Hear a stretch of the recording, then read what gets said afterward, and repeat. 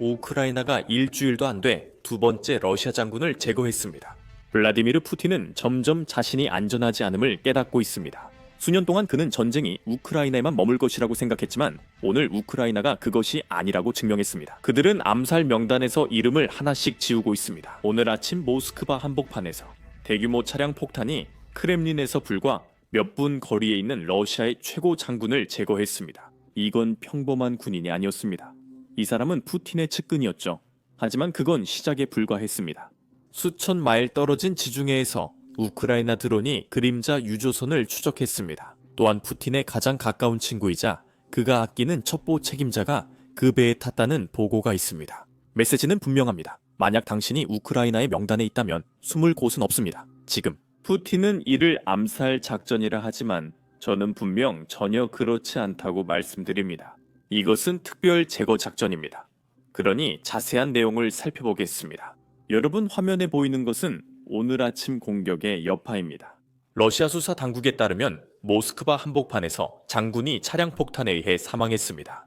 이 폭발물은 오전 7시쯤 폭발한 기아 소렌토 차량 하부에 부착되어 있었습니다. 러시아 시간으로 장군이 차에 탑승한 지 몇 분 만에 일어난 일이었습니다. 장군의 이름은 파닐 사르바로프였으며 그는 러시아군 총참모부 작전훈련국의 국장이었습니다. 게다가 그는 당신이 생각할 수 있는 거의 모든 전쟁에서 실제 전투 작전에 참여한 경력이 있습니다. 90년대에는 체첸 전쟁과 북카프카스 전쟁에 참전했습니다. 그리고 2000년에는 시리아에서 러시아의 폭격 작전에 참여했습니다. 또한 푸틴의 침공 이후 그는 우크라이나 전쟁에 계속 참여해 왔습니다. 바로 그렇기 때문에 이번 사건이 크렘린에 큰 충격을 준 것이고 러시아 수사관들은 이번 공격의 배후에 누가 있었는지에 대해 이렇게 말하고 있습니다. 수사는 살인에 대한 여러 가능성을 조사 중이며 그중 하나는 우크라이나 특수부대의 암살입니다.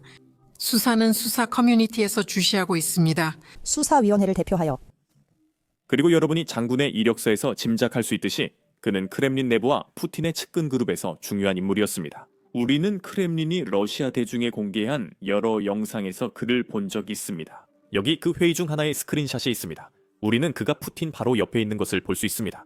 동그라미로 표시된 사람이 바로 그입니다. 그래서 이 공격이 발생했을 때 푸틴은 매우 신속하게 보고를 받았습니다. 이것이 오늘 푸틴 대변인 드미트리 페스카가 발표한 메시지입니다. 오늘 장군 암살에 대한 의견과 향후 협상에 미칠 영향은 어떻게 보십니까? 저는 이 부분에 논평하지 않겠습니다. 이것은 끔찍한 살인, 암살입니다. 특수기관이 조사를 진행할 것이며 이 상황에서 해야 할 일을 할 것입니다. 이 상황에서 우리가 무엇을 해야 할까요? 드미트리예프는 마이애미에서 협상을 마치고 협상이 생산적이었다고 밝혔습니다. 혹시 정보가 있으신가요? 그가 벌써 왔어요? 우리가 여기서 일하는 줄 몰랐고 저는 정보가 없어요. 정말 감사합니다. 이제 러시아에게 더 나쁜 것은 이 공격이 러시아 군대의 다른 모든 장군들에게 보내는 메시지입니다. 그 메시지는 꽤 분명합니다. 러시아 정보기관과 크렘린은 자신들의 군 고위 지휘부를 보호할 능력, 아니면 어쩌면 역량 자체가 없습니다. 실제로 사라보 장군은 우크라이나가 러시아 내에서 무력화시킨 18번째 러시아 장군이었습니다.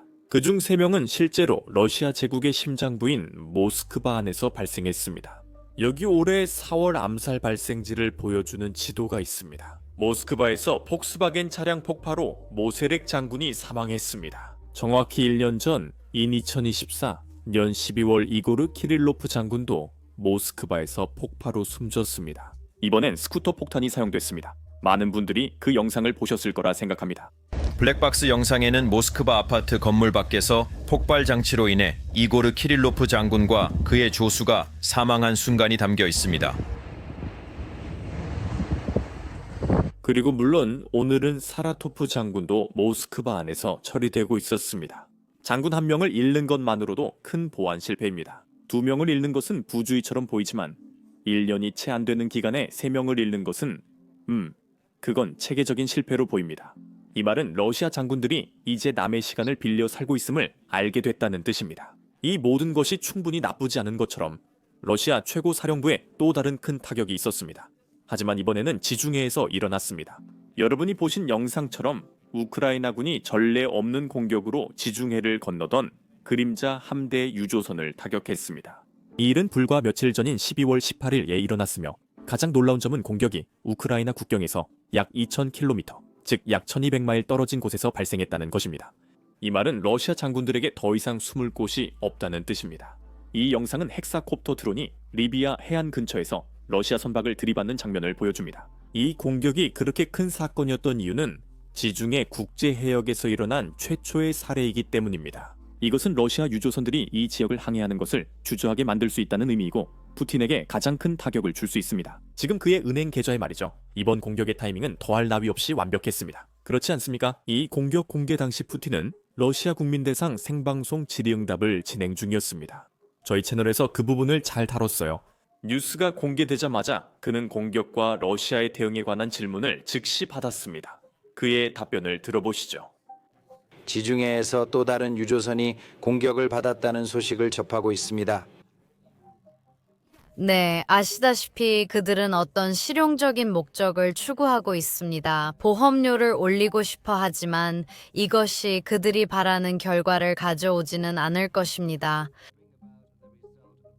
이것이 공급을 방해하지는 않을 것이고 오히려 추가적인 위험만을 만들 뿐입니다. 그리고 러시아는 분명히 지금 푸틴이 그 당시 몰랐던 것은 이 유조선에 실제로 누가 타고 있었는지였습니다. 그의 가장 가까운 친구이자 그가 가장 신뢰하는 스파이 책임자인 안드레이 아브리아노프 장군이 그 배에 타고 있었습니다. 덧붙이면 이 사람은 국제적으로 수배된 매우 중요한 인물입니다. 참고로 이 장군은 푸틴이 프리고진의 쿠데타 시도 이후 프리고진의 비행기를 처리하는 데 도움을 준 인물입니다. 게다가 그는 러시아 정보기관의 수장이며 여러분이 생각할 수 있는 거의 모든 서방 국가에서 간첩 혐의로 기소된 적이 있습니다. 여기에는 사보타주, 폭발, 그리고 물론 지금 유럽 전역에서 목격되는 모든 드론들이 포함됩니다. 영국 시청자들은 몇 년 전 솔즈베리 독살 사건을 아실 수도 있습니다. 네, 이 모든 일을 주도한 사람이 바로 이 남자였습니다. 그리고 그의 이력에서 짐작할 수 있듯이 그는 인터폴 적색 수배령이 내려져 있습니다. 국제적으로 그는 일반인처럼 상업 항공편을 이용해 여행할 수 없습니다. 그래서 그는 전 세계를 다니려고 이런 그림자 선단을 씁니다. 또한 그는 이를 활용해 러시아 드론 투입 장소를 미리 파악할 수 있습니다.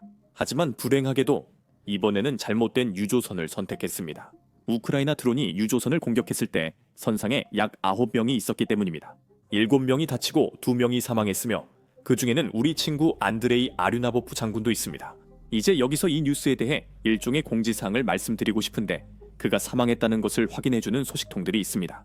하지만 크렘린의 공식 확인은 아직 없으며 이는 다소 이례적입니다.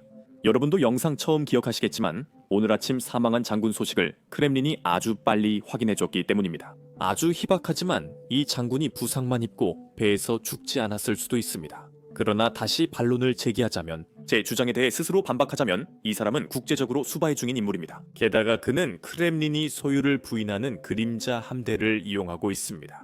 그가 이 배에서 죽으면 크렘린이 이를 공식적으로 인정하지 않을 것이라는 강한 주장이 나올 수 있습니다. 보시다시피 이 소식을 확인하는 것은 매우 어렵지만 곧 구체적인 보고가 나오길 바랍니다. 이제 이번 주에 힘든 시간을 보내고 있는 건 러시아 장군들뿐만이 아니라 러시아 전차병들도 좋은 한 주를 보내고 있지 않은 것 같습니다. 그들 중 한 명은 앞서 언급한 대로 지중해에서 공격당했습니다. 같은 날 러시아 로스토포돈 항구에서 또 다른 유조선도 공격당했습니다. 공격받은 유조선은 발레리 고르차코프로 러시아 그림자 선단 소속이었습니다. 그리고 그 유조선은 미국, 영국, 유럽연합, 캐나다 등 모든 나라에서 제재를 받고 있었습니다. 이제 상상할 수 있겠죠. 이 유조선이 공격을 받았을 때 바로 옆에는 석유 제품 환적 터미널이 있었고 사실상 석유나 석유 제품을 싣고 있던 중이었습니다. 공격 후 선박은 가라앉기 시작했습니다. 선미는 거의 상부 구조물 수준까지 침수되었고 공격을 받은 쪽은 신속하게 차단되었습니다. 유조선은 오일 펜스로 둘러싸였습니다. 피해 결과 조타실과 선체가 손상되었고 엔진실과 조타실에 구멍이 생겼으며 화재가 발생했습니다. 승무원 2명이 사망했고 3명이 부상을 입었습니다. 그리고 다음날 아침 우리는 이 선박의 사진 몇 장을 받았고 실제로 선박 전체가 매우 천천히 침몰하는 모습을 볼 수 있었습니다. 두 번째 사진을 확대하면 선미가 수면 아래로 가라앉는 게 보입니다. 이는 앞서 언급한 구멍들 때문입니다. 이걸 보면 모두 이 선박이 당분간 기름 운송을 못할 거라 짐작할 수 있습니다. 푸틴에게 더 불리한 점은 이 선박이 화물선적 터미널에 정박해 있다는 것입니다.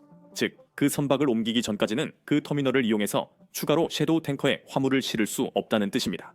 저는 선박 전문가는 아니니 댓글로 알려주시면 좋겠습니다. 현재로선 선박을 옮기기 매우 어려워 보입니다. 말씀 모두 전해드렸습니다. 저는 샘이고 다음 영상에서 뵙겠습니다. 이런 영상, 즉 드론 공격 장면을 많이 보여주는 영상을 만들 때의 문제 중 하나는 영상에서 아무도 러시아 군인이나 사람이 다치지 않더라도 문제가 있다는 점입니다. 유튜브는 보통 저희 영상의 수익 창출을 제한하는데 지난주에도 전쟁 관련 영상 4개가 제한되었습니다. 드론 공격 장면이나 전선 촬영 영상도 광고에 적합하지 않아 영상이 제한됩니다. 하지만 이것이 현대 전쟁의 현실이고 우크라이나인들이 싸우며 살아남으려 애쓰는 전쟁입니다. 저희는 이런 모든 문제를 다루는 것이 중요하다고 믿어 베이식스 인사이더 플랫폼을 시작했습니다.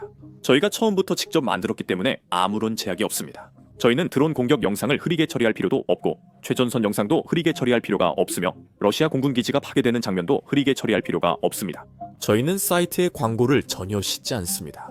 그렇게 하면 광고주들이 저희가 다루는 내용에 불만이 있다고 해서 저희가 스스로 검열할 필요가 없습니다. 저희는 광고시 없이 여러분의 후원으로 사이트를 운영합니다.